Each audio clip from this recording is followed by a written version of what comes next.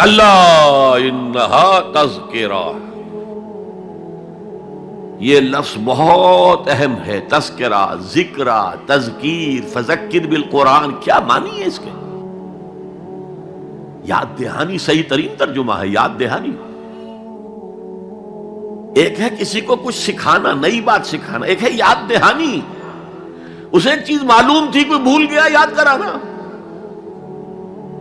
جیسے آپ کے کسی دوست نے آپ کو بہت قیمتی قلم دیا تھا، آپ نے اسے بہت سنبھال کر اپنے ٹرنک میں رکھ دیا، اب سال ہا سال ہو گئے، نہ دوست سے ملاقات، نہ وہ یاد، اچانک آپ نے کسی روز ٹرنک کھولا اور وہ قلم آ گیا، تو آپ کو دوست یاد آ جائے گا کہ نہیں؟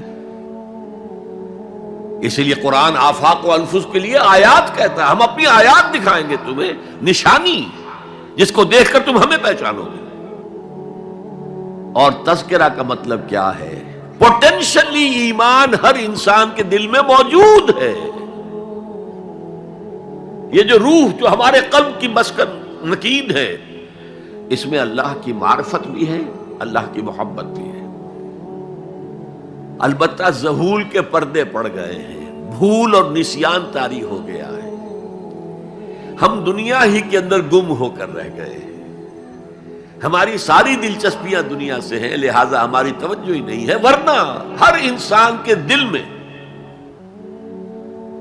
یہ جو یہاں ہندوستان میں کہتے ہیں آتما اور پرماتما، آتما اور پرماتما کا تو تعلق بہت گہرا ہے، ابتدا میں بنا دی گئی تھی ارواح، جب ہم سب کے سب تمام انسان آدم سے لے کر اور تا قیامت جو انسان آئے گا دنیا میں، ان سب کی ارواح پیدا کر دی گئی، اور پوچھا گیا الستو بربکم قالوا بلا، یاد ہے؟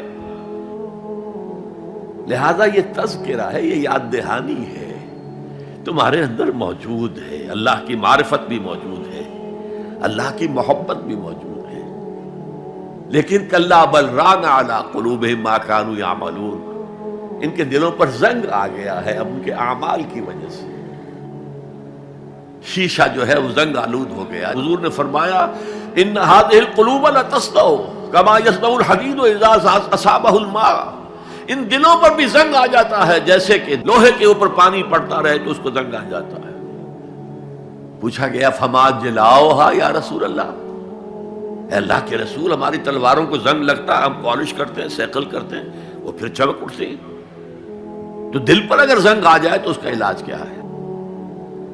دو چیزیں فرمائی، کثرت و ذکر الموت و تلاوت القرآن، دو کام کرو کثرت سے، موت کو یاد رکھو، یہاں رہنا نہیں ہے، جانا ہے، یہ ہمارا گھر نہیں ہے، یہ ہماری منزل نہیں ہے، ہمارا اصل گھر جو حضور نے فرمایا انما الدنیا خلقت لکم وانتم خلقتم للآخرہ، یہ دنیا تمہارے لیے بنائی گئی، تم آخرت کے لیے بنائے گئے ہو۔ اسی لیے حضور نے فرمایا کن فی الدنیا کانک غریب عابر السبیل، دنیا میں ایسے رہو جیسے راہ چلتے مسافر ہو یا اجنبی ہو۔ اپنے بارے میں فرمایا مالی ولی دنیا، مجھے تمہاری دنیا سے کیا سروکار، انما مثلی کراکب استظل تحت شجرۃ ثم راح فترکھا، میری مثال اس مسافر کی سی ہے جو ذرا سستانے کے لیے کسی درخت کے سائے میں بیٹھتا ہے تھوڑی دیر، وہ اس کا گھر تو نہیں ہے، اس کی منزل نہیں ہے، پھر وہ اس کو چھوڑتا ہے، اپنا راستہ لیتا ہے۔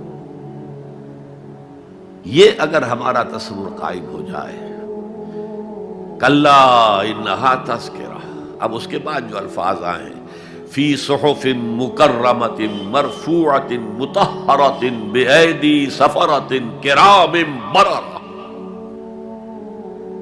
یہ جو قرآن ہے، جو تذکرہ ہے، یہ بڑے ہی انتہائی پاکیزہ صحیفوں میں ہے، فی صحف مکرمۃ، بڑے باعزت، مرفوعۃ مطہرۃ، مرفوع بلند اور انتہائی پاک، بے ایدی سفرۃ، یہ کن کے ہاتھوں میں ہے؟ لکھنے والے وہ فرشتے، بے ایدی سفرۃ کرام بررہ، جو نہایت باعزت ہے، بہت وفادار ہیں اللہ کے۔